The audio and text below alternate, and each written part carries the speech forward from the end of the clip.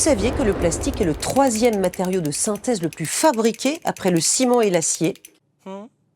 Que 40% des plastiques sont à usage unique? Et que seuls 10% de la production mondiale est actuellement recyclée? Bonjour et bienvenue dans Plan B, l'économie autrement. Les déchets plastiques ont colonisé la planète. On les retrouve en micro- et nanoparticules dans les eaux, les sols et l'air. La Minderoo Foundation a calculé qu'à Paris, 40 kilos de particules retombent au sol les jours de temps sec et 420 kilos les jours de pluie. Seule solution, réduire d'urgence notre consommation et inventer des matières équivalentes, mais biodégradables. C'est le pari fou de Lactips qui transforme le lait en plastique. Pas une once de pétrole dans cette poudre blanche. La matière première ici, c'est la caséine. Cette protéine du lait est mélangée sans transformation chimique à un plastifiant naturel et ressort sous forme de granulés, exactement comme les plastiques traditionnels. Ce que vous voyez là, c'est un biomatériau 100% naturel, 100% biodégradable dans tous les environnements et surtout à une vitesse extrêmement rapide sans laisser aucune trace de microplastiques. Et ça, c'est important. Ce plastique bio a été baptisé CareTips. Signe particulier, il est soluble dans l'eau. Impossible d'en faire des bouteilles, des pots de yaourt ou des barquettes de viande. Comment ça se passe la production de viande? Mais il a bien d'autres usages. Les applications sur le papier d'emballage, pour lequel notre produit disparaît totalement et vont récupérer 100% des fibres de papier dans la filière de recyclage du papier. Les étiquettes solubles dans l'eau pour favoriser le réemploi des containers en verre. Et la troisième application, le plastique dans le domaine de l'agriculture.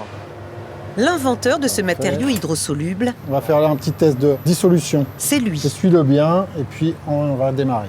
Pour convaincre les industriels, il a expérimenté la fabrication de colle, de petits objets ou de films qu'il soumet à toutes sortes de tests. On contrôle un peu tout, on contrôle, comme on vient de le voir, la vitesse de dissolution de notre film, mais on contrôle aussi ses propriétés mécaniques, de combien on peut tirer dessus, quelle est la charge qu'il peut supporter. Reste un frein à son utilisation à grande échelle, le prix. 5 à 6 fois plus cher que le plastique traditionnel.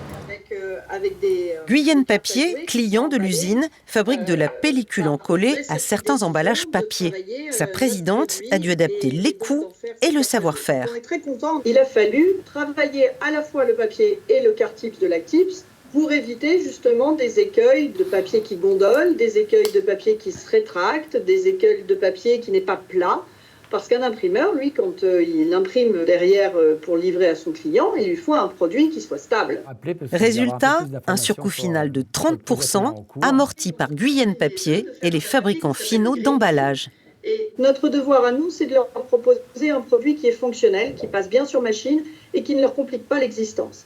Mais par contre, à eux, effectivement, d'être force de proposition auprès des grandes marques pour justement basculer sur d'autres types d'emballages.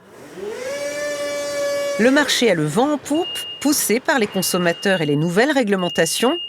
La production mondiale d'emballages plastiques biodégradables devrait progresser de 20% d'ici 10 ans.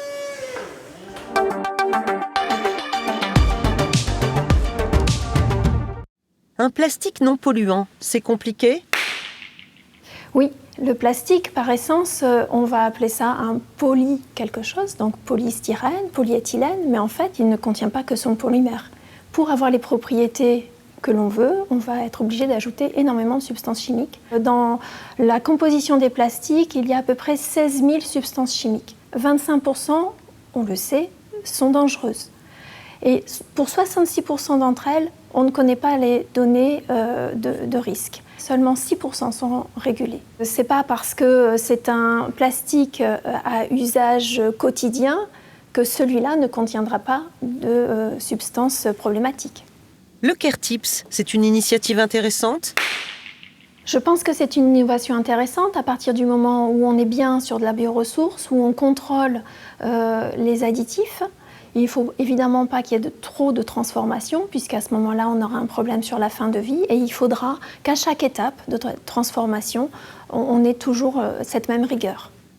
Alors, que faire ? Réduire la production ?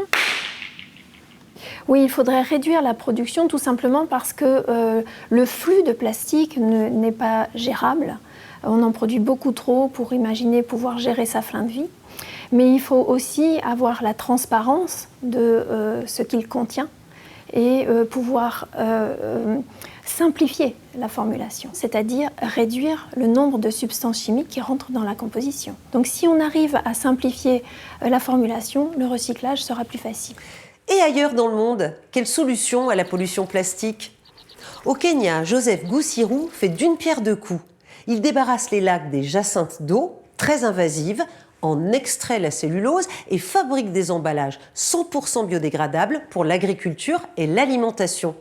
Son entreprise Aya Park est soutenue par l'ONU. Moins de plastique dans nos vies, c'est la morale de cette histoire.